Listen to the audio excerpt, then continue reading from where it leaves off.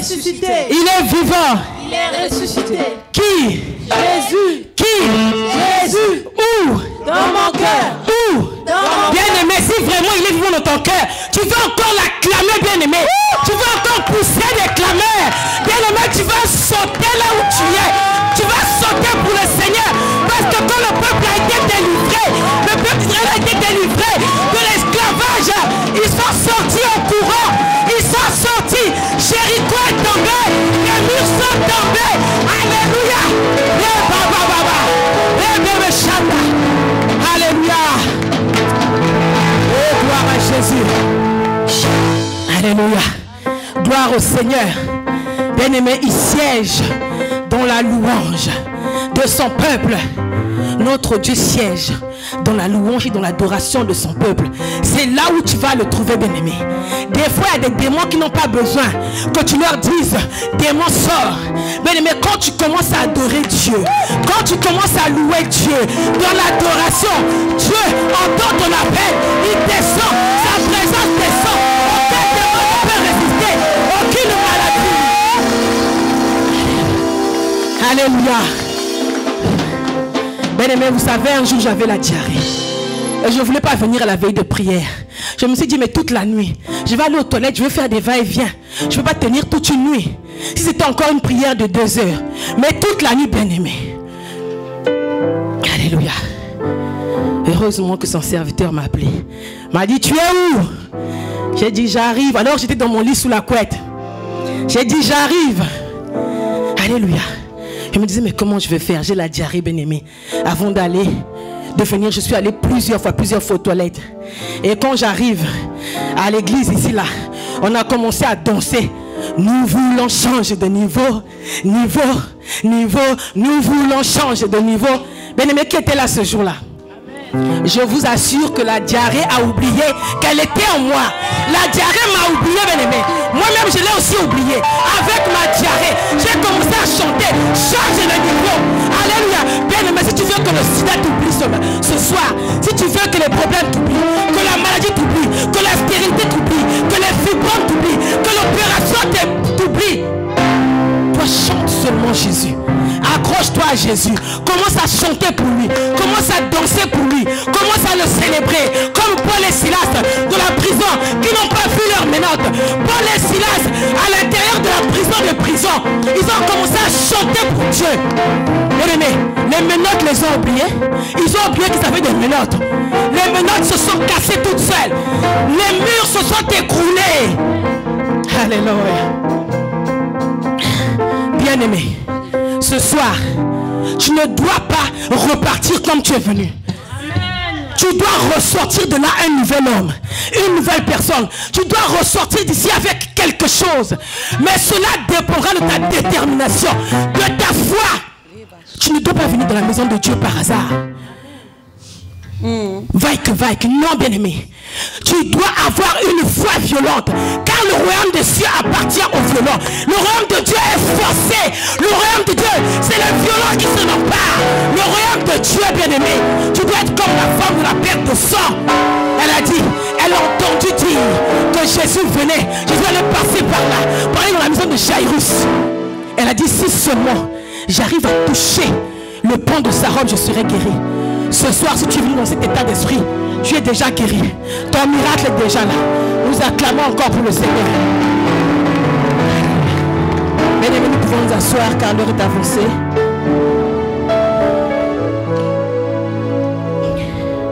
Je ne sais pas de combien de temps je dispose. Mais nous allons essayer de courir. Alléluia. Gloire à toi, Seigneur. Gloire à toi, Rabbi. Gloire à toi, Adonai. Gloire à toi, Tchikeno. J'aimerais que quelqu'un reste pour jouer un son. Bien-aimé, parce que tel Saül, qui était dérangé par les esprits, quand David jouait de la harpe, les démons sortaient de Saül. Les démons arrêtaient de le déranger. Bien-aimé, quand on commence à jouer des instruments pour notre Seigneur, l'Esprit de Dieu descend. Alléluia. Et le Seigneur commence à parler. Et moi, je commence à me taire. Alléluia. Et moi, je commence à me rapetisser. Et lui, il commence à croître. Et moi, je commence à disparaître. Et lui commence à apparaître. Je dois m'effacer. Ma chair doit s'effacer ce soir. Il faut que ma chair s'efface afin que lui il apparaisse. Il faut que moi je disparaisse. Il faut que je me fasse tout petit. Il faut que je diminue afin que le Seigneur augmente. Il faut que ma chair disparaisse afin que l'Esprit de Dieu qui est à l'intérieur de moi puisse fusionner avec mon esprit. Car c'est poussé par l'Esprit que des hommes ont parlé de la part de Dieu. Ce n'est pas la chair et le sang qui révèlent le Père. Alléluia. Parce que quand la parole arrive sur un terrain aride, elle tombe et ça ne reste pas. Dès que nous sortons d'ici, c'est comme si nous n'avons rien entendu. Le Seigneur veut agir. Mais bien aimé, les jours se suivent et ne se ressemblent pas. Nous pouvons nous asseoir. Les jours se suivent et ne se ressemblent pas. Alléluia. Bien-aimé, tu ne sais pas le jour que le Seigneur a choisi de te visiter. C'est vrai que quand nous venons dans la maison de Dieu, nous savons que nous avons l'intercession. Ensuite, nous avons l'adoration, la louange, heureux, adoration. Et ensuite, la parole, une petite prière et nous allons. Bien-aimé, Dieu, on ne le guide pas. C'est Dieu qui nous guide. Voilà pourquoi nos églises sont pauvres spirituellement. Parce que nous croyons que nous voulons mener le Seigneur. C'est le Seigneur qui nous mène. Voilà pourquoi nos églises sont pauvres spirituellement. Parce que nous ne laissons pas la place au Saint-Esprit d'agir. C'est nous qui commandons. Non, Saint-Esprit, nous allons commencer comme ça. Non, bien-aimé. C'est le Saint-Esprit de Dieu qui guide toutes choses. Nous ne laissons pas assez le Saint-Esprit nous mener. Nous sommes trop vivants. Nous ne sommes pas assez morts. Alors que quand nous rencontrons le Seigneur, nous mourrons. Nous devons naître de nouveau. Mais si tu n'es pas mort, Dieu ne peut pas travailler avec toi. Dieu ne peut pas diriger ta vie parce que tu es encore vivant. Alléluia. Est-ce qu'un mort a une volonté? Un mort n'a plus de volonté. Quand à la morgue, on déshabille des femmes ou des hommes, on les met nus, on les lave. Est-ce que le mort encore dit ne me regarde pas, ne me touche pas? Non, il est mort. Mais nous les chrétiens, nous nous faisons appeler les enfants de Dieu. Nous ne sommes pas assez morts. Quand Dieu te dit demeure dans ma présence, tu dis non Seigneur, demain je travaille. Tu dis non Seigneur, je suis fatigué. Le Seigneur dit rentre en jeu, j'ai besoin de te parler. Non Seigneur, je ne peux pas. Nous raisonnons avec le Seigneur.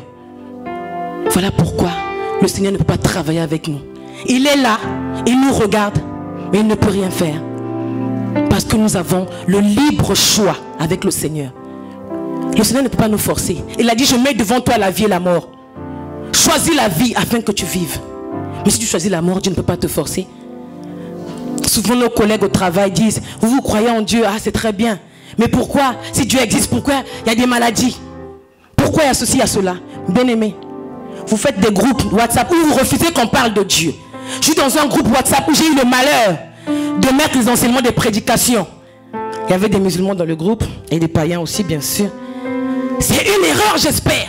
Tout le monde s'est offusqué comme si j'avais envoyé des images pornographiques. Alors que j'avais parlé du Seigneur. Ils refusent le Seigneur dans leur groupe. Même ceux qui se disent soi-disant chrétiens. Ici c'est un groupe pour parler de l'association, on ne parle pas de Dieu ici. Oh re baba re bobo shanda. Et tu te dis chrétien. Tu es offusqué quand on t'annonce la parole de Dieu, mais tu n'es pas chrétien. Bien-aimé, n'est pas chrétien qui veut, n'est pas enfant de Dieu qui veut.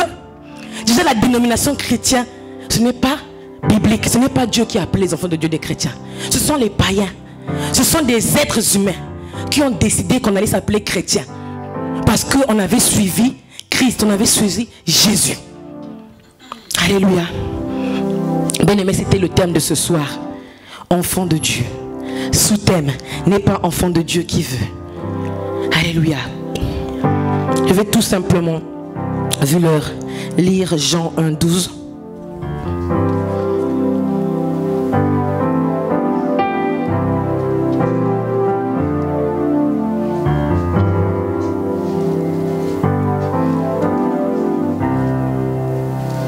Celui qui a trouvé avant moi peut lire. Alléluia.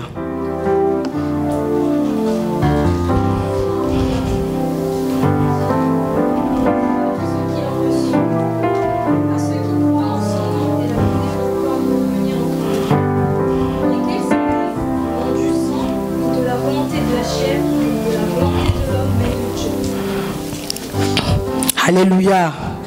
Mais à tous ceux qui l'ont reçu, à ceux qui croient en son nom, elle a donné le pouvoir de devenir enfants de Dieu, lesquels sont nés non du sang, ni de la volonté de la chair, c'est-à-dire des rapports sexuels, ni de la volonté de l'homme, mais de la volonté de Dieu.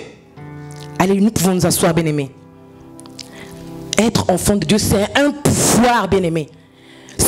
Devenir un enfant de Dieu, c'est un pouvoir qu'on donne à des êtres humains de devenir enfant de Dieu. N'est pas enfant de Dieu qui veut.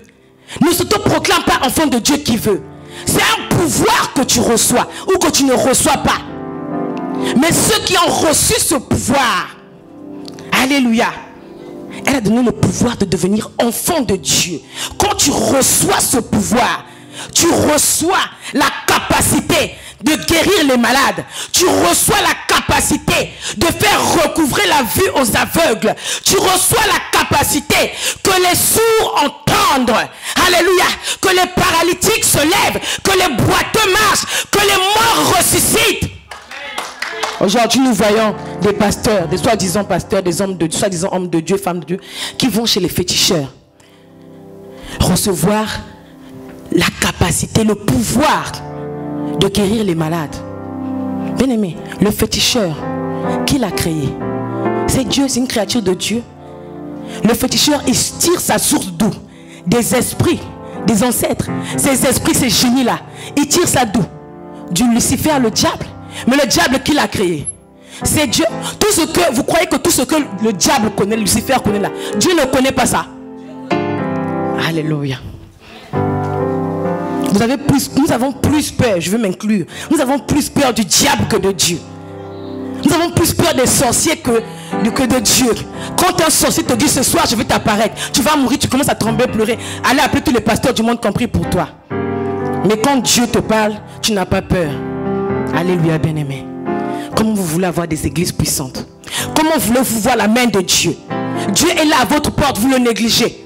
Vous allez voir le féticheur qui va te demander d'aller tuer un innocent, d'aller coucher avec une folle, d'aller dans le cimetière, coucher avec les cadavres, d'aller faire des choses abominables pour venir briller à la face du monde.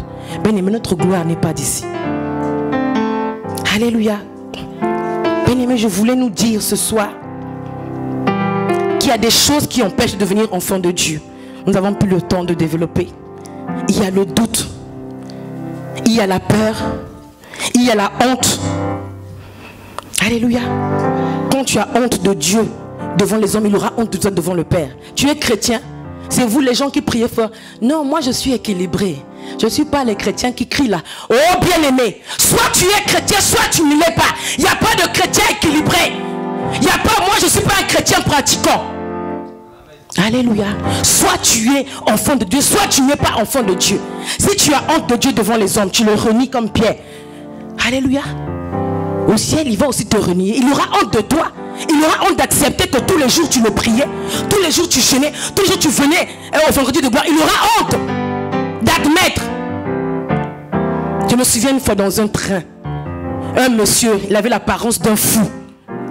Il était barbu, il était sale, il était mal habillé. Et il était en train de prêcher Jésus, curieusement.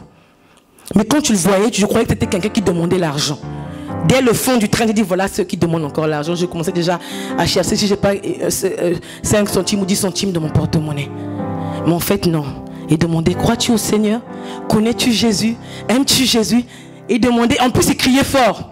Moi j'étais assis avec 4 ou 5 bons barbus des musulmans qui m'avaient entouré, j'étais là.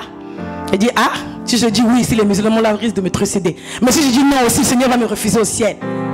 Je me suis dit, Seigneur, que le train s'arrête avant qu'on arrive chez moi. Le train aussi est en train de lambiner. Le train lambinait, arrivé à mon tour. La porte s'ouvre, elle refuse de s'ouvrir. J'ai dit, Seigneur, aujourd'hui c'est mon jour. Bien aimé, le barbu fou arrive devant moi. Et donc là, tout le monde disait non, non. Tout le train avait dit non. Arrivé devant chez moi, il s'attendait aussi à un non. Connais-tu Jésus? Aimes-tu Jésus? Oui. Comment? Je n'ai pas entendu. Jésus de Nazareth. Oui. J'ai dû répéter, oui, j'aime Jésus, je connais Jésus. Et le fou était étonné. Le fou était content. Ah, dans le train, au moins une personne. Et les musulmans m'ont regardé avec des yeux écartés. écarquillée. J'avais un foulard sur la tête, ils croyaient que j'étais musulmane. J'étais noire, foncée avec mon foulard, ils ont cru que j'étais des leurs. J'ai vu la déception dans leurs yeux.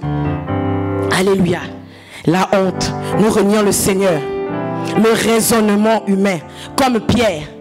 Alléluia, que le Seigneur a dit, viens. Il a dit, Seigneur, maître, si c'est toi, permets que j'approche. Bien aimé, Pierre a approché. Jésus lui a dit, viens. Et il a marché dans l'eau. Mais dès lors qu'il a commencé à raisonner, mais c'est impossible, les lois de la terre ne peuvent pas de la pesanteur, tu vas marcher. Dès lors qu'il a commencé à raisonner, Pierre est tombé. C'est le raisonnement qui a fait tomber Pierre. Bien aimé, voilà pourquoi tu ne marches pas sur l'eau, parce que tu raisonnes avec le Seigneur. On ne raisonne pas avec la parole de Dieu. La parole de Dieu, c'est pour les fous. La parole de Dieu, il a dit qu'il a rendu ça il a fermé ça aux sages de ce monde. Il a réservé ça à ses enfants. Ceux qui sont sages dans ce monde, c'est des fous pour Jésus. Et ceux qui sont fous pour ce monde, c'est des sages pour le Seigneur. Alléluia. Bien aimé, la foule peut t'empêcher de voir la main de Dieu, de devenir enfant de Dieu. Parce que tu vas te dire, qu'est-ce que les gens ne vont pas penser? Qu'est-ce que les gens ne vont pas dire? Qu'est-ce que les gens ne vont pas croire? Bien aimé, je sais que plusieurs fois j'ai voulu mettre des statues. Et dire, ah, si ce statut-là, je mets ça tel, je connais tel, va penser que c'est à elle que je m'adresse. Je ne mets pas. Chaque fois que j'ai voulu mettre un statut qui venait dans mon esprit, que le Seigneur me mettait à cœur, j'ai dit non, si je mets telle personne va lire, il va dire que non, ah, sœur, elle a mis ça pour moi ou quoi? Telle personne s'est sentie concernée. Et à chaque fois, nous bloquons la mouvance du Saint-Esprit. Nous bloquons l'action du Saint-Esprit. Nous bloquons le salut de quelqu'un. Il y a quelqu'un quelque part. La Bible déclare que la création tout entière soupire et attend avec un ardent désir la révélation de la Fils de Dieu que nous sommes. Mais nous raisonnons. Nous avons peur de la foule. Et nous bloquons l'action du Saint-Esprit. Nous empêchons le Seigneur d'agir. Alléluia. Le Seigneur va nous demander des comptes. Nous aurons tous, tant que nous sommes, des comptes à rendre à Dieu. Dieu t'avait dit de faire quelque chose, de parler à quelqu'un, d'ouvrir la bouche, de dire quelque chose. Mais tu as raisonné. Je ne peux pas dire c'est un pasteur. Comment je peux aller voir le pasteur et lui dire ça? Je ne peux pas. Ah bon? Dieu ordonne, tu agis. Tu obéis. Même si c'est à Macron que Dieu t'a dit de dire, va dire à Macron, si on te met en prison, comme Paul et Silas, il te sortira de là. Tu as peur qu'on te prenne pour un fou. On a traité ton maître de fou, pourquoi pas toi? Tu as peur qu'on te prenne pour un magicien. On a traité Jésus de magicien, de Belzébul. Pourquoi pas toi? Mais si tu veux l'assentiment des gens de ce monde, tu n'auras pas l'assentiment de Dieu. Les gens ont plus peur de ce que les hommes de ce monde vont penser d'eux plutôt que de ce que Dieu va penser d'eux. Bien-aimé, nous risquons de rater le ciel. Bien-aimé, si tu rates le ciel, l'enfer ne va pas te rater. Si tu as honte de Dieu devant les hommes, oh bien-aimé, l'enfer lui va t'accueillir à bras ouverts. Tu vas rater l'enfer, tu vas rater le ciel bêtement. Alléluia, bien-aimé. Bien-aimé, il y avait beaucoup de choses à dire, mais le temps est avancé. Alléluia. Il y avait beaucoup de choses à dire. Mais il y a une chose à retenir ce soir. Le Seigneur veut travailler avec nous. Le Seigneur veut opérer dans notre vie. Le Seigneur veut nous délivrer de nos jougs, des célibats, des oppressions, des envoûtements, des malédictions de nos familles, des liens de nos familles. Dieu veut nous délivrer. Il a vu nos souffrances. Des fois on dit, mais Dieu ne veut pas ma souffrance. Mais où est Dieu? Mais Dieu est là devant toi. Mais quand tu te mets une pensée dans ton esprit, tu te dis, mais si je dis ça, qu'est-ce que les gens ne vont pas dire? Si je fais ça, qu'est-ce que les gens ne vont pas penser? Alléluia. Et tu bloques l'action du Seigneur. Le Seigneur est devant toi. Il ne demande qu'à faire. Il ne demande qu'à te délivrer de la pitié de soi, du rejet que tu ressens, du manque d'amour, de la solitude. Il ne demande qu'à te remplir. Mais tu as la peur, les doutes, la honte, les raisonnements, la foule. Alléluia. Bien-aimé, le Seigneur veut faire quelque chose avec quelqu'un. Si ce soir, bien-aimé, tu t'es senti touché par la parole, Si ce soir, bien-aimé, comme Pierre, quand il a été révolutionné, alléluia, c'est vrai qu'il avait renié Dieu parce qu'il avait eu peur. Mais quand la Bible déclare, quand ils étaient dans la chambre haute, ils étaient tous en un même lieu, en train de prier avec ferveur, avec persévérance, avec espoir, avec foi. Et tout à coup, soudain, la promesse que le Seigneur leur avait faite s'est réalisée. Alléluia. Le Saint-Esprit de Dieu est descendu sur eux. Bien-aimé, ce soir, et tu veux que le Saint-Esprit de Dieu descende sur toi et commence à te délivrer des chaînes qui t'entravent. Commence à te délivrer des maris de nuit qui t'embêtent, des femmes de nuit qui t'embêtent, des cauchemars qui t'embêtent, des nourritures que tu manges chaque soir, des rapports sexuels que tu fais chaque nuit, malgré ta volonté, contre ta volonté. Tu te réveilles le matin, tu as mal partout, comme si tu as combattu un combat de boxe, parce qu'on t'utilise. Bien-aimé, ce soir, c'est ton jour. Ce soir, c'est ton soir. Ce soir, le Seigneur est là. Simplement là où tu es, commence à te lever. Lève la main là où tu es. Alléluia. Lève la main où tu es. Alléluia. Le Seigneur veut faire quelque chose. Alléluia, pour toi ce soir. Il a vu ta souffrance. Il a vu ton cœur. Alléluia. Il a vu tes pleurs. Alléluia. Le Seigneur a vu ta détresse. Alléluia. Et ce soir, il veut faire quelque chose pour toi. Bien-aimé, si tu en as marre de souffrir, tu en as marre des malédictions de la famille, tu en as marre des liens, tu en as marre des menaces des sorciers, tu en as marre du mauvais sort qui te suit depuis ta jeunesse, ton enfance. Oh bien-aimé, le temps est venu. Lève-toi, viens devant, nous allons prier. Viens devant, nous allons prier, nous allons briser ce cycle de malédiction. N'aie pas honte. Oh, viens devant, bien-aimé. Viens devant, bien-aimé. Et le Seigneur va se manifester. Les chaînes vont tomber qui t'entravent. Les chaînes de blocage, de la pauvreté. Les autres ont leur diplôme, jamais toi. Les autres ont leur réussite, jamais toi. Tout ce que tu fais n'aboutit pas. Tu ne comprends pas. Qu'est-ce qui se passe? Qu'est-ce qui s'achante sur moi? Bien-aimé, les règles douloureuses qui t'attaquent, alléluia, qui ne veulent pas finir. Bien-aimé, ce soir, c'est ton soir. Si tu veux, tu vas avoir ton miracle maintenant. Pas dans 2 jours, pas dans une semaine, pas dans un mois. Maintenant même, à l'instant, alléluia, tu viens simplement te présenter.